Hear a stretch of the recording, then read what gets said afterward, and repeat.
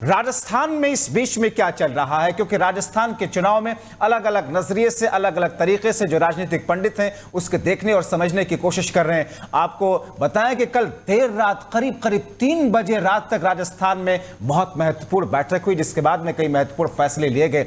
लेकिन इस बीच में अशोक गहलोत ने एक नया शोषा छोड़ दिया। अशोक गहलोत ये कहते हैं कि साहब, जगदीप धनखड़ उपराष्ट्रपति हैं देश के, वो क्यों आते हैं बार बार? क्योंकि अशोक गहलोत को यह लगता है कि जगदीप धनखड़ के बार बार राजस्थान के आने से जो विधानसभा का चुनाव है वो प्रभावित होगा, क्योंकि जगदीप धनखड़ यहीं से विधायक रहे, जगदीप धनखड़ यहीं से सांसद रहे और उनकी यहां पर लोगों के बीच में एक पैठ है।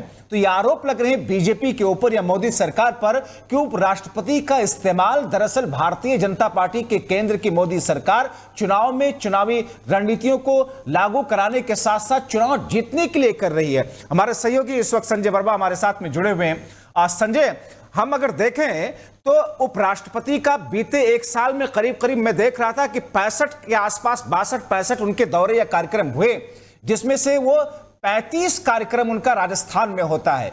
चुनावी साल है और ऐसे में सवाल उठाना तो बहुत स्वाभाविक है, जिसे अशोक गहलोत ने उठाया। हाँ बिल्कुल जब्बार, मैं बता दूं, जिस तरह से जगदीप धनखड़ क्योंकि राजस्थान से ही आते हैं और लगातार उनके 30 से 35 दौरे राजस्थान में चुनावों से ऐन वक्त पहले होना अपने आप में सवाल जरूर खड़ा करता है, क्योंकि जगदीप धनखड़ हिंदुस्तान के उपराष्ट्रपति हैं, भारत के उपराष्ट्रपति हैं और एक संवैधानिक पद पर बैठे हुए हैं। हालांकि पॉलिटिकल कोई जलसा उनकी तरफ से नहीं किया गया, लेकिन लोगों से मिलना जुलना और सामाजिक कार्यक्रमों में वो हिस्सा ले रहे हैं और लगातार राजस्थान के दौरे पर है। कल भी राजस्थान के दौरे पर रहे, पिछले महीने भी राजस्थान के दौरे पर करौली, भरतपुर, धौलपुर की तमाम जो इलाका है उधर रहे। आज वो सीकर झुंझुनू अब संजय, जाहिर तौर पर वो कोई पॉलिटिकल कार्यक्रम या किसी पार्टी के लिए कुछ फेवर करने के बाद जैसी चीजें संवैधानिक पद पर बैठे हुए शख्स नहीं कर सकते। लेकिन हमने देखा है कि जब ये वेस्ट बंगाल के राज्यपाल थे, पश्चिम बंगाल में थे, किस तरीके से सरकार के साथ में, ममता के सरकार के साथ में इनकी ठनी रहती थी। उस वक्त से इनके ऊपर एक विपक्षी पार्टियां एक टैग मोदी सरकार के नजरिए से काम करने वाला लगाती हुई आ रही हैं। अब ये विपक्ष के आरोप है, लेकिन क्या उसका एक मैसेज और उस मैसेज का माइलेज लेने की कोशिश बीजेपी कर रही है, जिसकी चिंता अशोक गहलोत को हो रही है? हाँ बिल्कुल, निश्चित तौर पर भारतीय जनता पार्टी हर एक वो प्रयास कर रही है जिसको इस बार राजस्थान में किसी भी तरह से जिस चीज से फायदा मिल रहा है, नेता हो चाहे कोई मुद्दा हो, उसको बिल्कुल भुनाने में बीजेपी कहीं पीछे नहीं है। और जगदीप धनखड़ जो है, क्योंकि राजस्थान से आते हैं और पश्चिमी राजस्थान में उनका अच्छा प्रभाव माना जाता है और बड़े सॉलिसिटर वकील भी वो रहे हैं, तो इसलिए लोगों में उनकी एक पैठ है। अगर वो एक मैसेज भी देके चले जाते तो कहीं ना कहीं राजस्थान में जिस तरह से ज्योति मिर्धा जाट वोट बैंक में और कहीं ना कहीं कांग्रेस को नुकसान होने की जो संभावना है वो कहीं ना कहीं बनती नजर आ रही है। इसीलिए मुख्यमंत्री अशोक गहलोत ने कहा, और जो राजस्थान के खाद्य नागरिक आपूर्ति मंत्री हैं प्रताप सिंह खाचरियावास ने भी जगदीप धनखड़ की यात्राओं पर लेकर सवाल उठाए।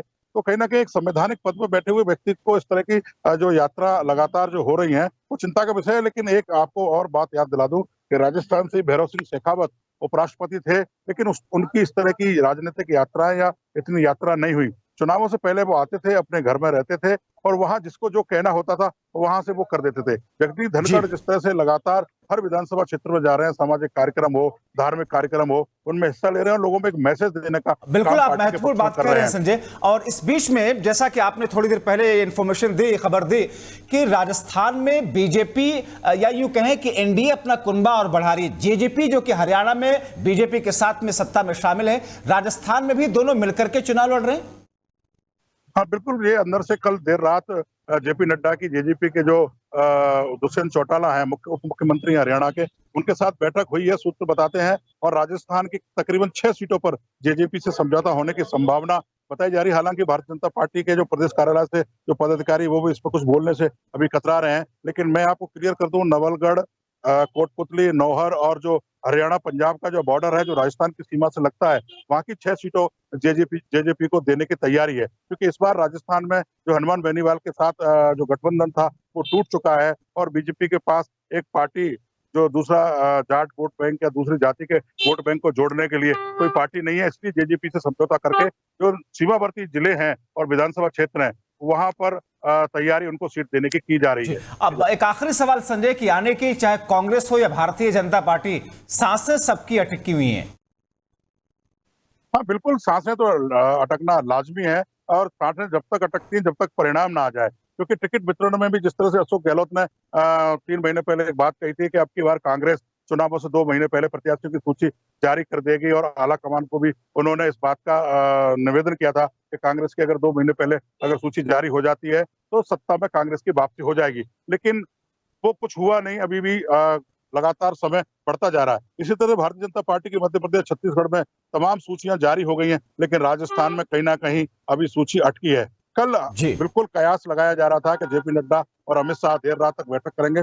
लगभग 65 नामों की सूची श्राद्ध पक्ष से पहले आने की संभावना जताई जा रही थी, लेकिन एक बड़ा अंदर की बात जो निकल के आई उस बैठक से कि जिस तरह से डैमेज कंट्रोल करने की दिशा में अमित शाह, जेपी नड्डा ने जिन नेताओं में आपस में भारतीय जनता पार्टी में गुटबाजी थी उनको बुलाया, बैठकर उनको समझाया कि चुनावी सीजन है, अगर पार्टी में ऐसी गुटबाजी रहेगी तो पार्टी को चुनावों में नुकसान उठाना पड़ सकता है। तो बिल्कुल कहीं ना कहीं बिल्कुल, और ये तमाम वो चिंताएं हैं और जिसको लेकर के पार्टी के आला कमान लगातार बैठकों का दौर चला रहे। बहुत शुक्रिया इन तमाम जानकारी के लिए संजय।